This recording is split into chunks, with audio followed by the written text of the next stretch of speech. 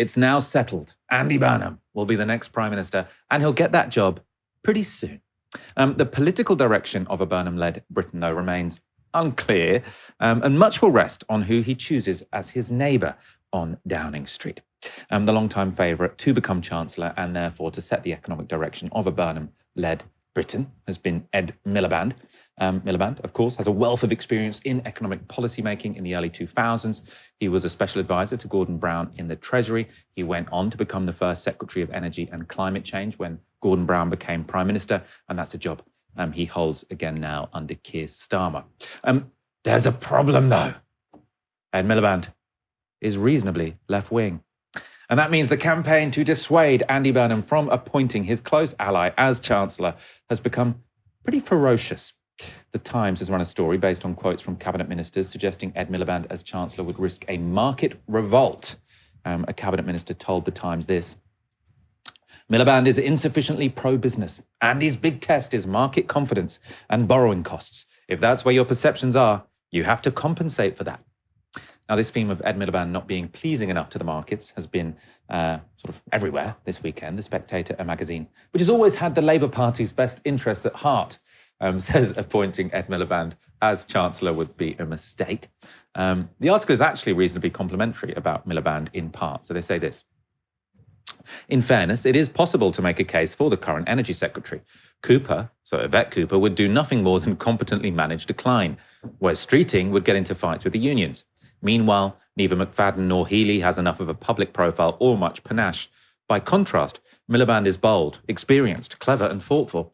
If Burnham's talk of ending 40 years of neoliberalism and ending trickle-down economics amounts to anything more than a few vapid soft-left sound bites for the activists, then Miliband is probably the only person who could develop a serious alternative. So this is, in The Spectator, that to me is a good argument for hiring Ed Miliband. So what's the catch? So he says this: global investors are already very suspicious of Britain and have started charging a hefty premium for our debt. As Chancellor, Miliband would be the final sign that the country had become far too risky, and money would start fleeing the country the moment his appointment were to be announced. Now, I find this crazy, and also actually it's sort of along the lines of what many of sort of these arguments are being put forward in the media this weekend and sort of from Burnham's right-wing allies or right-wing people in the PLP, which is to say, none of the other candidates are good, right? Yvette Cooper, bland. She's going to manage, he literally says she's going to manage decline, right? Ed Miliband has a project, has a purpose, knows what he wants to do, is very competent, has lots of experience, knows how to work with the Treasury. And I say, but despite all of that, I'd go with the managed decline because there might be some bond trainers who don't like Ed Miliband. Now, if it were really the case at the moment you pick Ed Miliband, right, there's going to be this huge run on the pound and it's going to be like Liz Truss's budget, right? That would be a reasonable argument. But Andy Burnham and Ed Miliband have both said they're going to stick to the fiscal rules, right? These are not mad ideologues. They have not said balancing the books doesn't matter. They have not said we don't care about any of this. They haven't done the Liz Truss quasi-Kwarteng thing of saying we're not going to show the OBR any of this, just believe in us, right? That has not happened. It is not going to be the case that Ed Miliband becoming Chancellor is going to seriously cause any kind of economic crisis. This is all just complete scaremongering by people who can't even properly, say the alternative is better. Are you really saying that Andy Burnham should be so scared of a few bad headlines and sort of borrowing going up by sort of a few base percentage points for a couple of days and then coming down to normal again? You choose managed decline over Ed Miliband because you're so scared of that? Is that really the answer to Britain's problems? It doesn't seem like it to me. Of course, alongside the attacks, others have begun pushing alternatives. Britain's last true Blairite, the Independent's John Rentoul, literally he teaches a course on Tony Blair at a university, so he really is a Blairite. He's written that if Burnham chooses Ed Miliband as Chancellor, his government will be over before it started. So who does Rentoul want? He says, if not Miliband, then who will be Chancellor? The right answer, I think, is Wes Streeting. The former Health Secretary gave a clever speech about progressive capitalism 4 days ago, as well as praising markets and competition. He said, bond markets are not bond villains, and fiscal rules matter. Fiscal discipline matters because credibility is the precondition for an activist state. With debt approaching 100% of GDP, Britain has very little room for error. that is absolutely the message that Burnham needs to transmit to the markets, he could do it by keeping Reeves in post, but he has made such a fetish of change that it would not work politically. The other argument for Streeting is political. It would say that the Labour government is an explicit coalition of the Blairites and the soft left, a broad church led by two good communicators, bringing the two wings of the party together. Now, two bits I think are really of note there in John Rentall's argument. One, obviously you can't ignore the bond markets, but what you have to do is you have to think, what is your vision for the country? What do you want to do? And then how do you persuade the bond markets that that's correct? And you will have to modify it. You know, it's not just going to be come up with the plan that you like and then do good messaging. You will have to take into account what are sort of policies that aren't going to massively increase borrowing costs, which are quite expensive at the moment. But the idea that you literally just choose a chancellor because they made one quite bland speech and won't scare the bond markets is stupid. Now, the other thing, which I think is actually more concrete and a bigger giveaway in that piece from John Rentall, is he's saying, if you appoint Wes Streeting, then there can be this combination, this dynamic duo of soft left and Blairites. Now, Burnham, right, he's not really soft. It's not like you're going to then have this really productive duo of one person with soft left politics and one person with Blairite politics. You're going to have a good communicator who is Burnham, people like him, and you're going to have a Blairite. So John Rentall basically wants this to be a Blairite administration, right? This idea that would be a great combination of the left and right. No, that would just be a Blairite government because Burnham doesn't really have strong politics. Nice guy, good communicator, like sometimes his instincts don't seem that bad. The one thing he does believe in is devolution, which I think is very important. Fiscal devolution would make a big difference. But he needs someone with strong opinions. He needs someone with a sort of a vision that he accords with in number 11, and that would be Ed Miliband, because also Wes Streeting wants to be Prime Minister. The one thing you can say about Ed Miliband, he doesn't want to be Prime Minister, he wants to be Chancellor. You put Wes Streeting in that position, he wants your job. And the Telegraph appears to have another candidate in mind. So they ask whether Chancellor Yvette Cooper would reassure city traders. And they write this. As they say, bond traders have singled out Yvette Cooper as a potential safe pair of hands to become Andy Burnham's Chancellor. The Foreign Secretary has been called by some in the city as the market reassurance pick for Burnham, suggesting she could allay market fears of a lurch to the left. This is largely owing to her experienced and centrist technocratic approach, according to Jordan Rochester. The article has quotes with other fund managers who say this. So this is one fund manager, James Affey. He says, the biggest threat for markets is who ends up in number 11. Is it Miliband as Chancellor with a net zero fiscal rule relaxing agenda, or the status quo with Reeves or another centrist in place? The latter is the optics-driven choice deployed specifically to calm markets rather than advance a fiscal agenda. So again, this is someone who is trying to persuade Andy Burnham, you should not pick Ed Miliband. And the argument is, you could pick Ed Miliband and there might be a few jitters, or you could pick someone who is literally more of the same.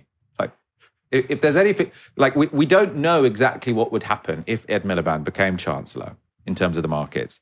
We do know what would happen if you put someone in number 11 who is more of the same, right? It's that there will be the same outcome as you had for Keir Starmer, which is you'll be incredibly unpopular, right? So put someone in there with vision. Don't say, oh, actually maybe having ideas is dangerous. Maybe we should get someone who doesn't really believe in anything so that just the top Treasury official can tell them what to do. And even though everyone knows this isn't going to transform Britain's fortunes, it's not going to bring about much growth in the future, you also know that there's probably not going to be much downside if you're an investor because everything's going to be incredibly predictable, right? Bond investors maybe do prefer managed decline to a little bit of risk. I would choose a little bit of risk over managed decline personally. I think the status quo to appease bond markets is just not much of a political sell. Of course, not everyone agrees that Miliband would even spook the market. So another fund manager told the Telegraph in that same article this. They said, the fact Burnham has, we think, committed to the fiscal rules and taking advice from the likes of Richard Hughes, he's the former chair of the Office of Budget Responsibility, has minimised the impact of any change in Chancellor. Now, this to me just seems obviously correct. They're not going to care about the person, they're going to care about what the policy is. If the policy is that we're going to keep to the fiscal rules, no drama. Maybe they do relax the fiscal rules in the future, but they can deal with that then, right? Again, Ed Miliband is not a headbanger as well. He's of the centre left. He's a Brownite. Now, obviously, these negative briefings only matter if they impact the man who will be handing out jobs in government. That's Andy Burnham. Worryingly, though, there are people close to the new MP for Makerfield who are feeding the attacks on Ed Miliband. Now, someone described as a member of Burnham's team told The Times this. There is absolutely a recognition that there needs to be immediate stability and widespread comfort when the changeover happens. There are some people that offer that, but Ed isn't one of them. As I say, they're described as someone in Burnham's team. Now, Burnham clearly has people close to him on the left and the right of the party. So on what I presume is the right of the party, they have Josh Simons. He's presented himself now as an open-minded guy. He just wants the best for the party. He's been on a journey, but he was director of Labour Together for a reason.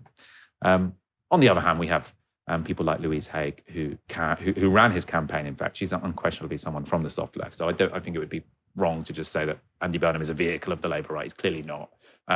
He initially has been a vehicle of the soft left, and I think now the Labour right are trying to sort of regain control of, I suppose, the figurehead. The next few weeks, we'll see an important battle play out between those two factions. What has perhaps been more surprising, though, and I mean, to my mind, disappointing, was the attack on Ed Miliband from a prominent member of the hard left. So Sharon Graham, she's the General Secretary of Unite, she's told The Observer magazine that Miliband as Chancellor would be a noose around the neck of job creation. Those aren't, there's a pretty, those aren't soft words, right? He might be a soft left candidate, but those aren't soft words. That is fear-mongering, really, I think. Now, Sharon Graham's major beef with Miliband is his support for tight net zero targets and the corresponding sort of refusal to give out new licenses for oil and gas in the North Sea, or opposition to giving out new licenses for oil and gas in the North Sea. And Sharon Graham goes on to say this. It's really important that Andy has the right team around him and people who understand that jobs in Britain are important. We need someone in that role who understands that. And at the moment, that isn't Ed Miliband. She says, it's been floated that Ed Miliband would be Chancellor. That would be a noose around the neck of what we need to do on jobs. If you've got somebody in there close to the decision-making where they're not pro-worker in their gut, then that's a problem for a party that's supposed to be the party of workers. A lot of the left has now become a middle-class project. It now needs to work for the working class. Now, I can see why Sharon Graham, right? She's a union leader. They represent people who work in oil and gas. Like, she has every right to sort of support new development of oil and gas in the North Sea. Right? That's perfectly. I mean, she has every right to say that Ed Miliband shouldn't be Chancellor. This isn't about her rights, right? But does she really think that Wes Streeting or Yvette Cooper are going to be better for Unite members for the kind of policies that she goes on TV all the time? She's always on TV saying, what we need is a Labour Party that goes back to its roots. That has to be a Labour Party that has even stronger Labour legislation than Keir Starmer has put forward. A Labour Party that increases rights to strike, a Labour Party that's properly funding all of these public services and giving everyone pay rises. That's what she goes on TV. Whenever she goes on Laura Kuenssberg quite a lot to say. And now she seems to be proactively campaigning against Ed Miliband being Chancellor. Like, who do you think is going to be the person who is closer to your policy agenda, other than this single issue of North Sea oil and gas? I think it's strange. I think there is currently a Unite election going on to be the General Secretary. She's trying to get re-elected, so maybe this appeals to a particular subset of her union, but seems strange to me. We've got an alliance of Wes Streeting allies in the Labour Party and potentially in Burnham's team, bond traders speaking to the Daily Telegraph, and the very left-wing General Secretary of Unite. Can Ed Miliband overcome that, I suppose, unholy alliance, we might call them? That's quite an incredible coalition of people conspiring against him. Wow, I do feel for Ed Miliband, I have to say. On the point about Wes Streeting and the idea that he should be Chancellor, terrible idea. I think we'll be in a really bad place if that happens. My immediate thought when I saw Wes Streeting's statement today, where he talked about saying that he supported Andy Burnham, but he made it clear at the same time that this was not an endorsement of his kind of policies writ large, was that he was making a calculation on the basis that Andy Burnham is pliable, that he is soft, that he will bend to his will, that he'll be able to exert a certain amount of perhaps disproportionate influence over him. I think Andy Burnham needs somebody on the economics in particular, which has been a big failure, I think, of the Labour Party.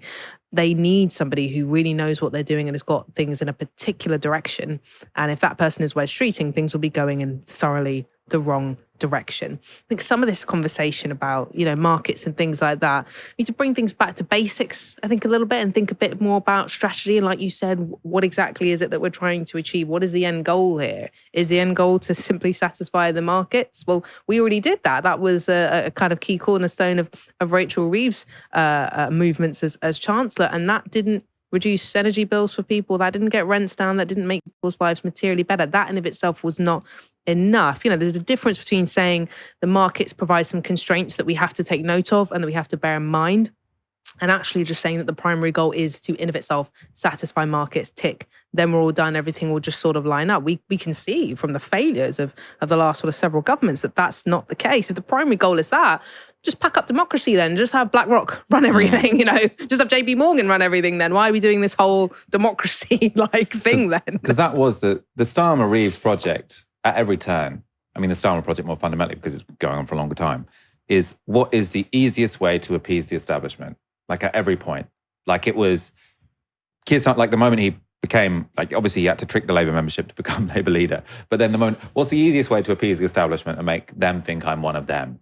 Right? It was kicking out Corbyn, wagging on about NATO all the time, giving all of these interviews to all of the Murdoch press, right? And then the moment you get into government, it's saying, we are going to stick to these fiscal rules very, very dogmatically. And that's kind of going to be the overriding principle of everything.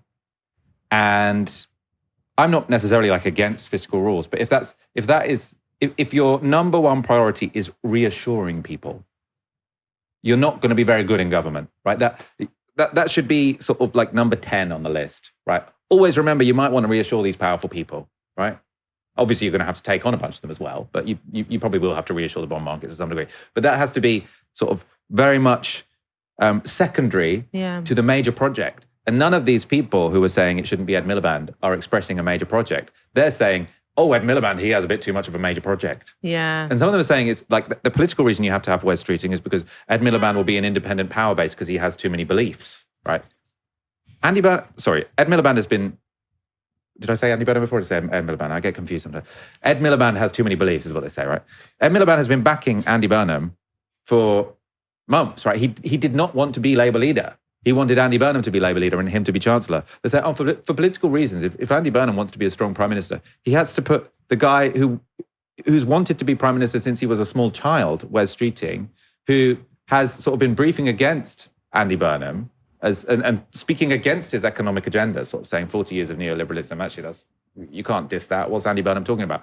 Why the hell would you reward that guy with the most important job in government? Like, it's bizarre. If Andy Burnham does this, like, my issue isn't just, that means he's not left-wing enough. I think it also means he's stupid. Yeah. If he put Wes Streeting in as Chancellor. There's a strategy that you can deploy, which Theresa May did with Boris Johnson, right? Which was to keep your enemies closer rather than casting them out. Making him Foreign Secretary or Defence or something. That's what I mean. But don't. I'm agreeing with you. Don't worry. Chancellor. Yeah, sorry, I wasn't.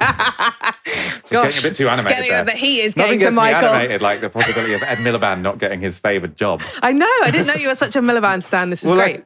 I do just think that. I think quite a lot rests on whether or not we now get a government with some vision. Absolutely. Or whether we just have this another sort of flip-flopping kind of guy who looks the part, but there's just all of these factional Labour right people in the background sort of like pulling the strings and jostling for position who ultimately don't have his best interests at heart because they want to replace him. Yeah. And I feel like if you go for Ed Miliband, you've got a coherent soft left project. If you go for anyone else, it's like it's just more of the same. And people will like Andy Burnham for a little while because he looks like he's having a decent time and he's sort of better looking and has a northern accent and he's more likable. But that is not going to be enough to get you to the next general election. You need a project, and it's only Ed Miliband that gives you the project. And on the point about strategy and actually having people who have strategy and some experience of strategy, right? Trying to satisfy the markets, to me, that's an output. That's an output that you want, but it's not your outcome. It's not your overarching vision that you're aiming for. It's on the path, but that's not the final destination you're trying to get to. And I think this confusion between, where in the priority list that sits is not very good. We do have a debt problem in this country. I agree. Like, our debt is higher than ideally I think it should be. But our debt problem is a problem of poor growth and poor productivity, right? So growth, in my opinion, requires investment. Where's that investment going to come from? We've said, it could come from private capital, but it doesn't seem to be doing that. So in my mind, we do need some public investment. I think we need quite large scale public investment, actually. So to get us out of this circle, this kind of chicken and egg that we're in. Doom loop, they call it. We're in a doom loop. Yeah. Debt is, poor growth. We need to do something to break that cycle. Private capital isn't doing that. I don't know if Joe Biden, I can't remember some of the details of this, but he had a bit of a model maybe that's worth revisiting or looking at as well, where he had a kind of public investment program at the start of his sort of 2020 tenure before he became, I suppose, Genocide Joe. And that's the main thing we remember him for as well. I think trying to engage with markets, trying to say, okay, we want to do X, Y, and Z, and we want to invest, but here's the projected growth, or here's what we think we would get year on year from this particular piece of investment that we're doing in housing or energy or whatever it is. I think you can do stuff like that and present that information to bond markets as well, right? It doesn't just have to be this borrowing bad, end of story. There's nuance there. And I think there's a way of showing